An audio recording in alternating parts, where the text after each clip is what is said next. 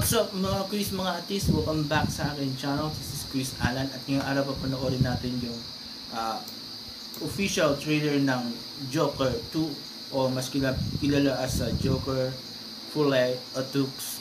So ito yung follow-up movie nung very successful na Joker. Parang original story, diba? So ito yung Joker, diba? So ang bida rito ay si Joaquin Phoenix, same actor na gumanap ng Joker sa original movie, at katabang niya dito si Lady Gaga, who will be playing as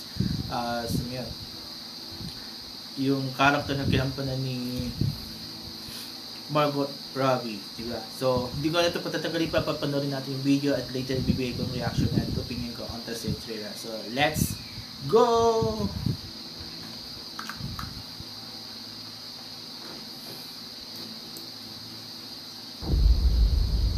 Two years ago, the name Arthur Fleck hit Gotham like a hurricane.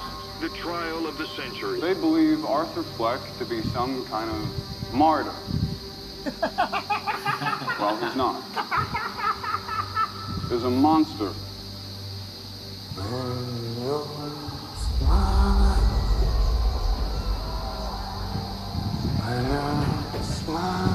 When I first saw Joker, when I saw you, the whole world's mine with you.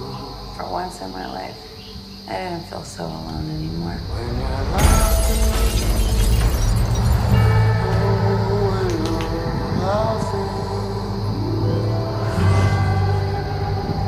the sun comes shining through. For once in my life, I have someone who needs me. How about you, Arthur? Do you still think you're a star? Showtime.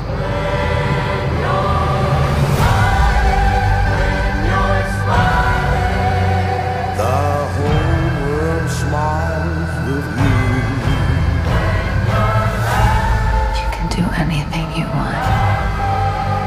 The sun comes You're Joker.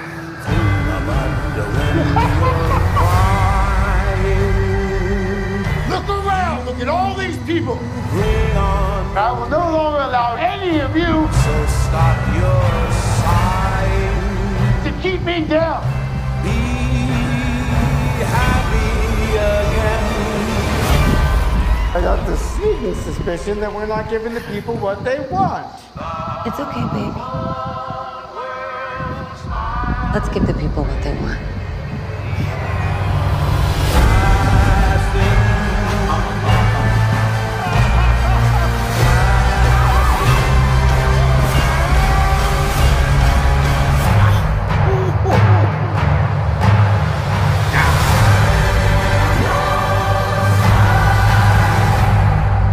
Sing hallelujah. Come on, get happy. Before the judgment day.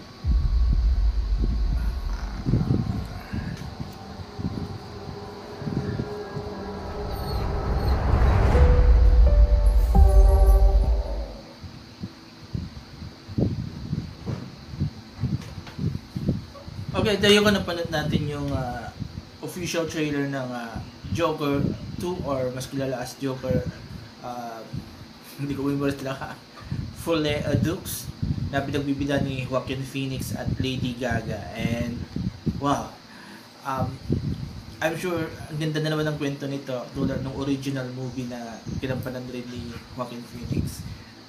At least ang maganda dito sa movie na to is that it's based on the superhero character or comic book character, pero na-translate nila into something na hindi walang character ng superheroes, walang character ng superpowers, as in you are watching an ordinary person na may pangalan as Joker na dumadaan sa yung ganitong klaseng buhay, diba? And I'm very happy na kahit It's dark yung theme niya, pero still ang ganda yung how they explore the life of Joker dito, na bihira natin makita sa mga ibang superhero character. Actually, before this, isang magandang movie rin na hindi masyadong nilagyan ng yung pagiging comic hero na format yung Logan ni how you call it, nakalimutan yung actor. Basta yung Logan, yung original story ni Wolverine. I love that movie also kasi tinakol yung buhay ni Logan, and parang ito yung pang-ending to sa movie series ni Wolverine.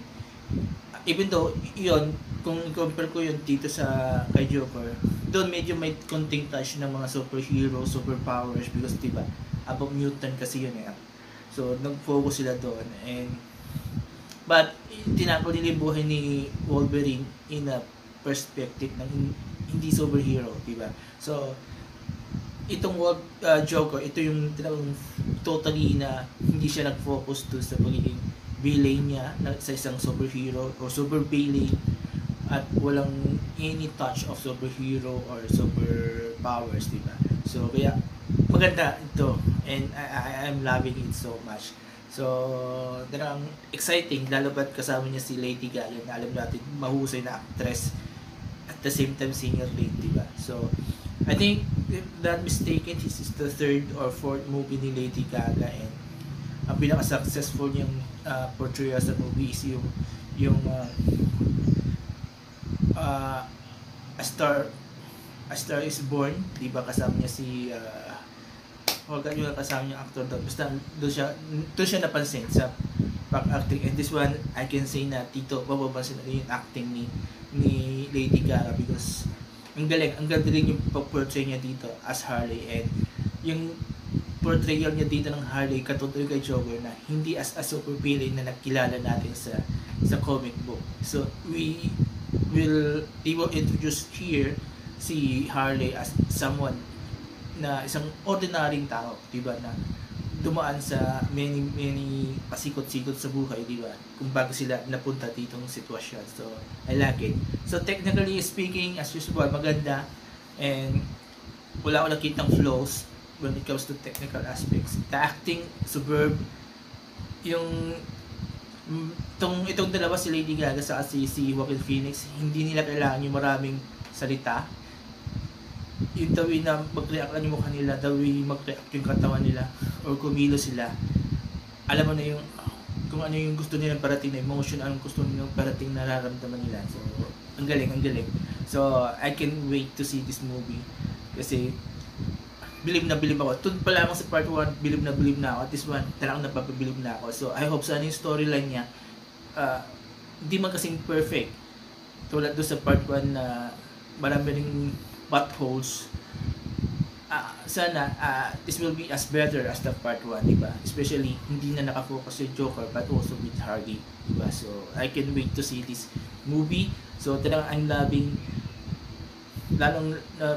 lalo akong na-in-love dito sa movie na to. Kaya yun. So kung yung mga taste na gusto niyo po yung official trailer ng Joker 2 o Joker Folie à Deux, mag-comment kayo dito sa baba. At kung nagustuhan niyo naman yung binigay kong reaction at opinion ko on the said movie, mag-comment kayo dito sa baba, and I will read all your comments, and I will try to interact with you para makapag-share tayo ng mga thoughts, haka-haka, opinion about the movie. So there you go. Maraming salamat. Have a nice day. Before I end this video, please don't forget these 4 things while watching my videos on my channel. Comment, like, share, and subscribe to my channel, The Alex Keys Show, probably from the vlog, and a lot more. Anim yung channel ko na yun. So puntahan nyo and panoorin nyo. So again, thank you very much. Have a nice day, and bye-bye.